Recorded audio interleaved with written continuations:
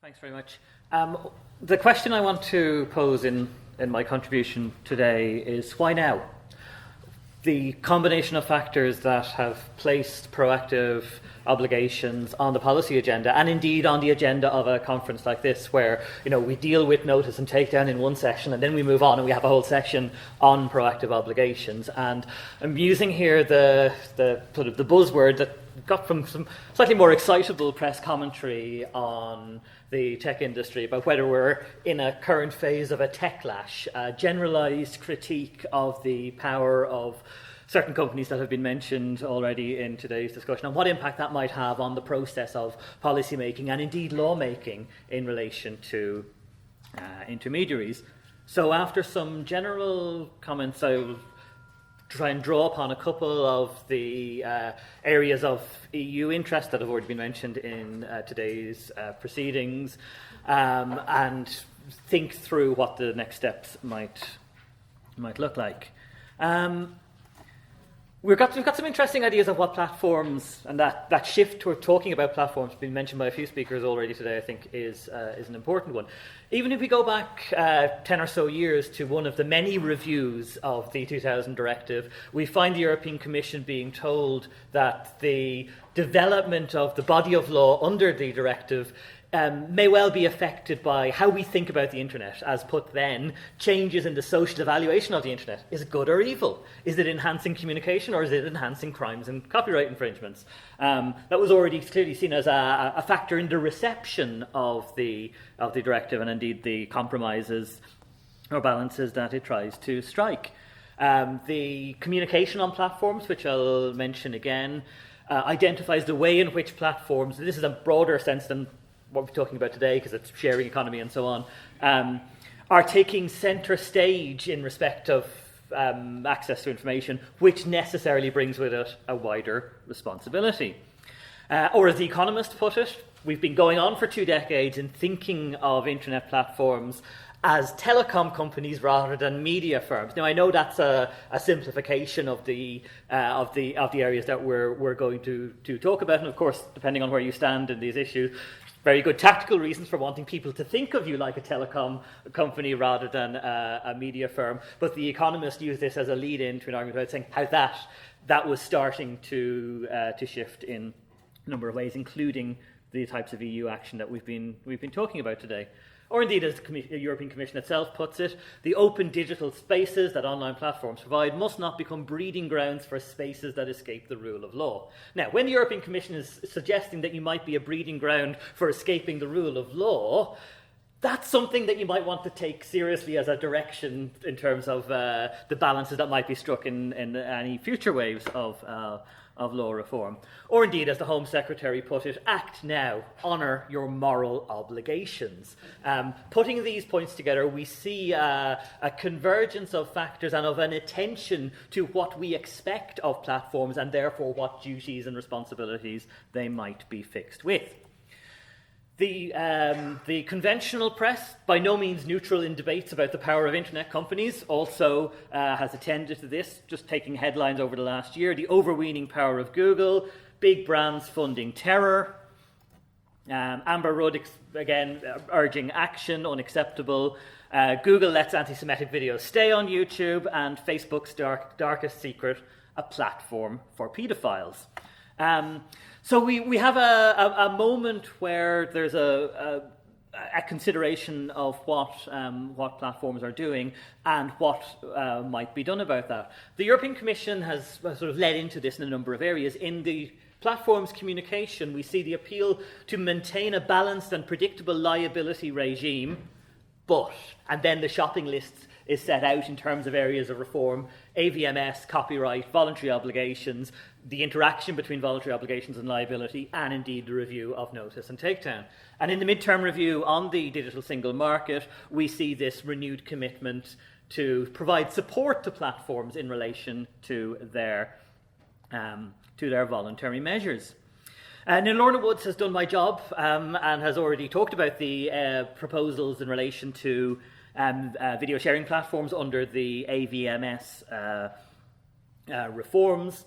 Though I won't go through them again, but just to pick out a couple of key points in terms of where this shift might be taking place. I mean, I agree with Lorna in the sense that we are seeing a creation of a new third of a fourth tier, essentially, if we think of television, then on-demand services, then the proposed video sharing platforms, and then the broader body of what's covered by the e-commerce directive. And it's a discourse of responsibility, but not necessarily editorial responsibility, and that distinction, I think, is quite important. It also echoes something that we see from the Court of Human Rights in Delphi, talking about duties and responsibilities being different depending on whether you're a traditional publisher or, as in Delphi, an internet news portal. So the idea of carving out a category that sits between the existing obligations on video on-demand services, predicated on editorial responsibility, and information society services more generally, if adopted, is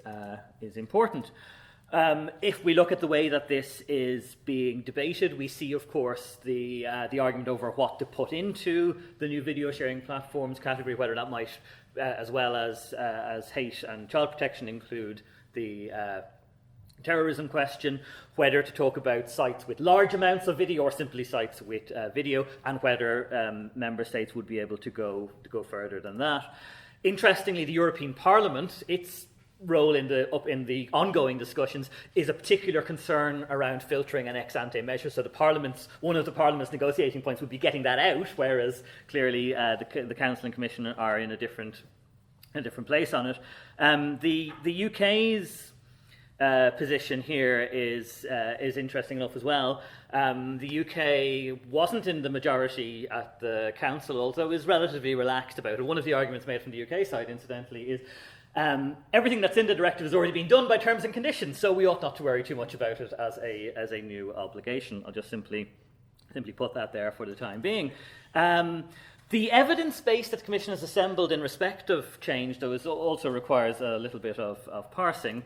Here's one of them. In another case, while YouTube removed a video of a woman being forced by her husband to walk naked in the street for violation of YouTube's community guidelines, the same video still appears on the website liveleak.com. And what do we learn from that? First of all, subclauses and commas are really important in English because we assume that the forcing to walk naked was not for violation of the YouTube guidelines, but was for something else. More seriously, we see this type of story, which was sourced from the Daily Mail, presented as evidence of why we need to have better obligations for video sharing platforms. But what we don't know is, well, what exactly is the illegality that we are concerned about there? Is it the nakedness? Is it the abuse of women? Is it the lack of consent? Would this be covered by the AVMS directive anyway? As Lorna's already pointed out, the definition of hate speech being utilised might not capture something like this, and whether this would meet the standards in terms of protection of children is also unclear, because this is sort of pointed to as generalised badness on the internet. Similarly, who's at fault here? Is it YouTube's fault that the video went back up again on liveleak.com? Is it LiveLeak's fault that they didn't check that it had already been taken down from YouTube? Would either of them be subject to AVMS jurisdiction anyway? In the meantime, of course, the UK has moved on, for instance, with the changes in the Digital Economy Act of last year, which are now being implemented. What's interesting about the material that's covered by the Digital Economy Act, which is non-on-demand services, some of that might fall into the video sharing platform category and some of it might not. But we have a new approach to enforcement there through thinking of payment providers and ISPs and so on. So in the meantime, I think that debate has moved. The provisions on terrorism that have been mentioned a few times today have, of course, within Article 21, the obligation on member states to ensure that content that is public provocation to commit terrorist offence is promptly removed, and that's been supplemented by the regular calls from the relevant authorities, such as the Council, that industry should be developing relevant technology to make this work, and they'll come back to it in legislative terms if needs be. I want to focus here on the communication and laterally the recommendation on tackling illegal content. The rights and responsibilities language, of course, occurs in the communication of last year, although it's an interesting take on rights and responsibilities, because we say that on one hand, intermediaries are entitled to prevent that their infrastructure is used to commit crimes, which seems a bit more like a responsibility than a right, and also should ensure a safe online environment for their users. Of course, the policy goal here is set out by the Commission is that online platforms should be required to take should be able to take swift decisions without being required to do so, and that's where, of course, we see the specific language calling for effective, proactive measures. Of course, what we don't find in the communication is a definition of illegal content, other than that it is content that is illegal. This was a question that arose in Delphi itself, whereas we have this suggestion in Delphi that really there are two types of illegal content. There's content that's illegal without further legal or linguistic analysis required, and then there's perhaps a broader body where the illegality may not be apparent.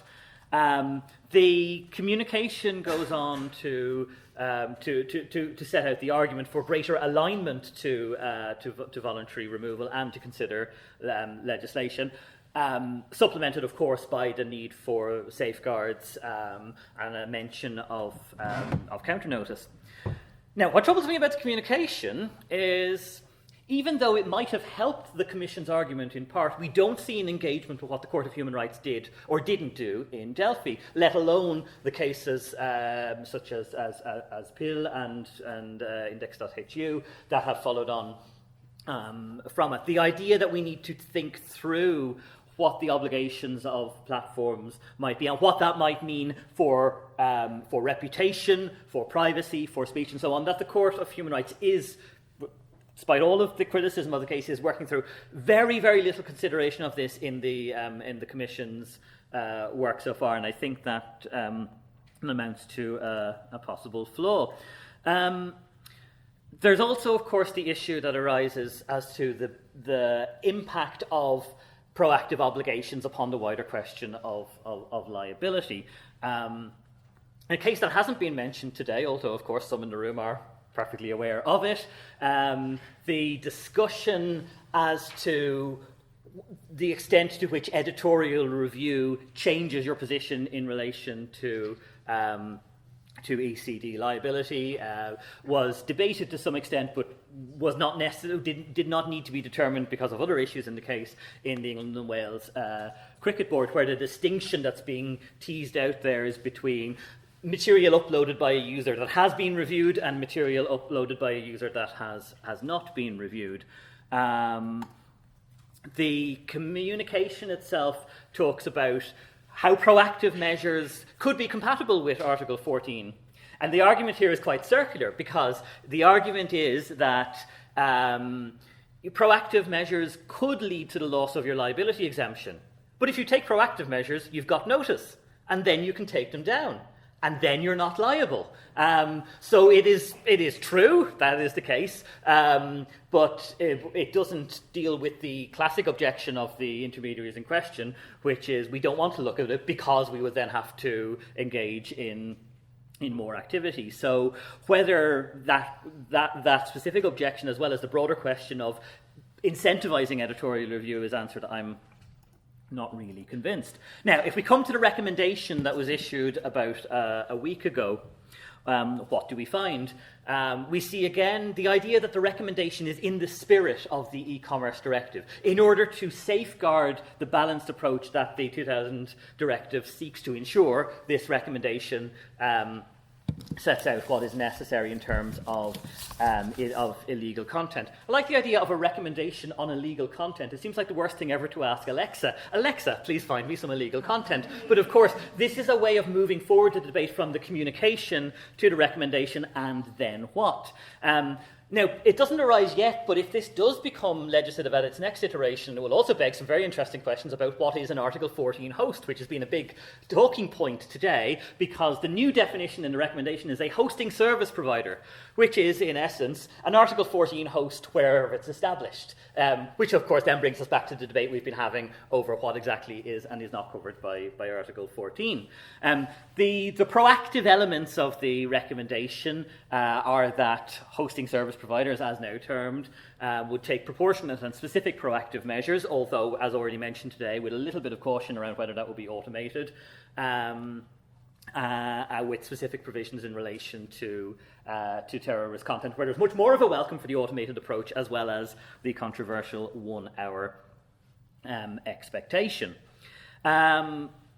there's quite a number of other things in there that aren't really about proactive approaches, but see again this putting together the notice and takedown issues and the proactive issues as a general reassessment of the position of platforms or indeed hosting service providers. We see, for instance, the encouragement to have new obligations for reporting on what's going on. We see simply a reference back to the quote I already provided from the communication on the implications for Article 14. We see sort of DMCA style discussions around counter notice, although with an exception for the counter notice recommendation is not applied in respect of certain serious criminal offences, and again, transparency reports as debated earlier on, and hinting towards a bad faith provision, which again has been quite significant in the history of the DMCA in the US, but breaks relatively new ground within the discussion of intermediaries in the European Union. So, if there is to be a next stage on this, and I don't make the mistake of thinking, oh, it's a recommendation, it's going to go away, because the recommendation comes 6 months after the communication, which comes 6 months after the midterm review, which comes 6 months after the platform statement. So we see this move towards thinking about what legislation might look like. Yet there is a line of thinking associated with a number of people in the European Commission, which more or less goes, don't you dare touch a hair on the head of the e-commerce directive. It is the one thing that sustains the digital single market. And of course, you've seen that same discourse in the United States in relation to the CDA, the Communications Decency Act, which if it had not been accidentally done in the way it was in 1996, there would be no internet, which would be terrible for everybody concerned. And I characterise that sort of as a read my lips, no new directive approach. But if there is to be a hardening of the recommendation, or if we are to see member state action taking place, I think that question around how we think of the relevant companies, and thinking particularly of the big companies here, will remain on the table. And I just make 4 very short concluding points on that. Now that relates to logic, to impact, to power, and to shame, which, as you might have noticed, spells out lips. So the logic point is this: when something happens, the good faith or the capability or the common sense of hosts gets questioned. So I could have picked any of examples from the last 20 years, but I've picked one from last week, where we see public criticism of how YouTube has been dealing with conspiracy theory material in relation to the shootings in Florida. Now, this is interesting because this is almost entirely non-statutory. YouTube has a decent shield there under the CDA for much of that material, and yet the alleged lack of consistency in how YouTube is doing that brings YouTube's role back into the public eye in terms of its consistency. So the way in which platforms respond to scandal, to pressure, and so on, whether that is formal notice and takedown, whether that is voluntary obligation, or whether that is simply just political pressure, will affect how we think of them. Secondly, we see online free speech campaigners turning their headlights upon the actions of hosts once more. This is a recent campaign which tries to juxtapose examples of restriction on freedom of expression in the conventional sense with actions of web hosts. So it's a series of posters, one here talking about violence in Myanmar compared with the way in which reportage on that topic is being blocked by allegedly by Facebook. So the idea of thinking of restrictions upon freedom and how we scale that on to large internet companies is there. And if you want to see kind of the legal argument of that, the dissenting opinion in Delphi, which is sort of the greatest hits of internet freedom, but also suspicion of private censorship, although, of course, not prevailing at the Court of Human Rights, still an important point, especially if you take the argument that Delphi is being rowed back on in part, which is interesting as a Grand Chamber decision, by some of the later decisions that try to explore the questions of liability and human rights law. Of course, much of this comes down to a discussion of power, the way in which we talk about platforms rather than intermediaries, associating what intermediaries or specifically hosts do with other platforms as potential sources of power. As most recently Orla Linsky at LSE has argued, that we think of platforms as the current iteration of gatekeepers who are not telling you what they're doing while they are disciplining. And there's very strong resonances, of course, with what Mark's been talking about in terms of approaches to regulation. We see liability issues and moral obligations to do something about content outwit liability, expressed in materials such as the report of the EU Committee of the House of Lords on online platforms, and more generally, coming back to The Economist from one of its techlash pieces, what happens if we start to think of tech as a four-letter word? What does that mean for the drafting of obligations and the striking of balances, where the industries that may have had a very strong ability to make that case are seeing that slip away over time? Not to challenge, of course, as already mentioned, the lobbying power of Google or of others, but that they may not have that field to themselves for much longer. And indeed, at the heart of much of that is the overriding power or salience of shame. And I went back almost 10 years to the day to something that the music manager Paul McGuinness said about copyright,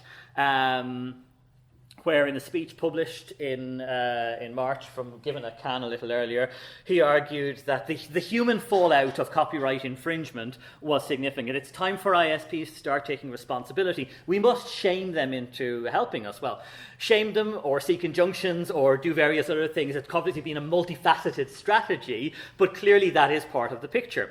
And if we go on to what the Home Affairs Committee of the House of Commons said quite recently in relation to hate speech, just to, sort of thinking of the rhetorical power of this argument, that social media companies are big enough, rich enough, and clever enough. It's kind of something, the parent would say, you're big enough to sort this out. You're big enough, rich enough, and clever enough to sort it out, as you have done for advertising and copyright. So the lessons learned from copyright debates of 10 years previously, including McGuinness's speech and others, then become the template for further action. It is shameful that they're not using the same ingenuity to deal with these hate speech issues as they did in an earlier stage. So again, that type of ratcheting, and I'm not necessarily saying that a ratchet is a bad thing. I'm saying that the change in position over the last even 12 months in relation to the position of large tech companies that are hosting service providers or platforms will clearly be a factor in how proactive obligations are being considered. And in my view, it's at least in part an explanation as how we have moved so quickly from the platform's communication not 2 years ago to a recommendation and indeed a steering of debate in a particular fashion.